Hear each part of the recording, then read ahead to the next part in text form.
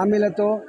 కాంగ్రెస్ మేనిఫెస్టోలో ఇచ్చిన హామీలను అమలు చేయడంలో విఫలమైందని మల్కాజ్గిరి ఎంపీ ఈటల రాజేందర్ అన్నారు. రైతులకు రైతు బంధు 10,000 నుంచి 15,000, కౌలు రైతులకు 12,000, చదువుకునే అమ్మాయిలకు స్కూటీ కొనిస్తామని ఇవ్వలేదని, నిరుద్యోగులకు 2 లక్షల ఉద్యోగాలు, 4,000 రూపాయల వృద్ధాప్య పింఛను, మహిళలకు 2,500 రూపాయల ప్రసక్తే లేదని, రుణమాఫీ పూర్తిగా చేయలేదని తెలంగాణ ప్రజలంతా గమనిస్తున్నారని, రేవంత్ రెడ్డి మాటలకు మోసపోయామని తెలంగాణ ప్రజలు అంతర్మదనం పడుతున్నారని, ఇచ్చిన మాటకు కట్టుబడే పార్టీ బీజేపీ పార్టీ అని, రాబోయే రోజుల్లో బీజేపీకే పట్టం కడతామనే భావన ప్రజల్లోకి వచ్చిందని ఈ సందర్భంగా వారు తెలిపారు.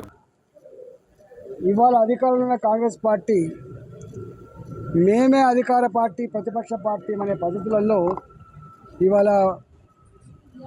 తెలంగాణ ప్రజానీకానికి ఒక భ్రాంతి కల్పించే ప్రయత్నం చేసింది. కానీ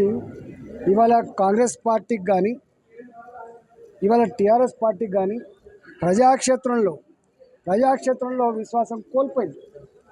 మొన్నటి ఎన్నికల్లో విశ్వాసం కోల్పోయిన పార్టీ బీఆర్ఎస్ పార్టీ ఇవాళ అధికారంకి వచ్చిన తర్వాత అతి తక్కువ కాలంలో 8 నెలల కాలంలో ప్రజల చేత చీకొట్టించుకునేటువంటి ప్రభుత్వం రేవంత్ రెడ్డి ప్రభుత్వం ఇవాళ 35% ఓట్లు సాధించి రేపటి కాలానికి ప్రజల ఆశీర్వాదంతో తెలంగాణ గడ్డ మీద ఎగిరే జెండా కాషాయ జెండా మాత్రమేనని, భారతీయ జనతా పార్టీ మాత్రమే అని చెప్పి ఇవాళ ప్రజలు ఆలోచిస్తున్న సందర్భంలో